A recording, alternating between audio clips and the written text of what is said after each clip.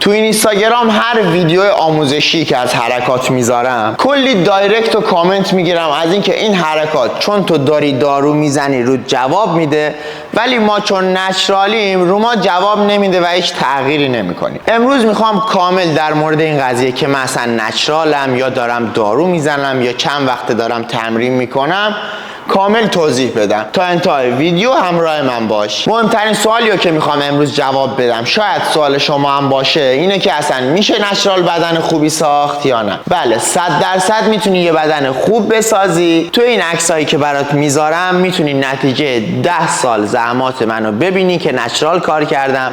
البته 1 سال خورده ای که من دارم دارو استفاده میکنم یا همون استروید استفاده میکنم که دلیلش آخر ویدیو قراره بهت بگم. توی این 10 سال من واقعا با دیسیپلین تمرین کردم، رژیم غذایی گرفتم، خواب کافی داشتم. اگرم یک روز نتونستم رژیممو رعایت کنم، از فردا دوباره رژیممو صفرتر گرفتم و هیچ وقت اونجوری نشد که 1 ماه تمرین کنم، 1 ماه بذارم کنار، 2 ماه تمرین کنم، 3 ماه استراحت کنم.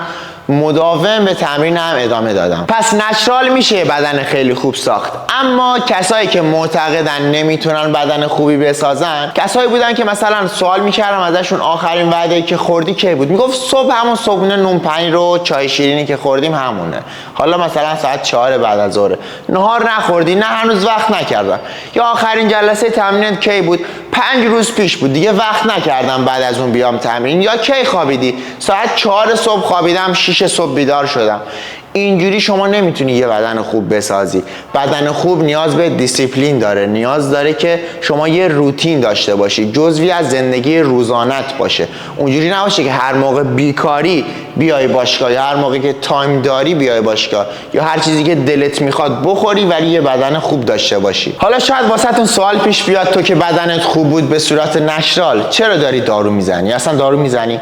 من 1 سال خورده ایه که دارم دارو میزنم و دلیلش این که دوست داشتم تو مسابقات حرفه‌ای بدنسازی شرکت کنم و دارم خودمو آماده میکنم واسه مسابقاتی که حدوداً 80-90 روز دیگه، حالا جاشو نمیگم، شرکت کنم. ولی شما میتونی با دیسیپلین، برنامه غذایی و تمرینی و خواب کافی یه بدن خیلی خوب به صورت نچرال بسازی و واقعا پیشنهاد نمیکنم به هیچ کسی که میخواد فقط واسه سلامتی یا بدن روی فرم بره سمت دارو یا استروید. فرقی نمیکنه که بدنسازی نچرال کار میکنی یا حرفه‌ای واسه مسابقات داری آماده میشی.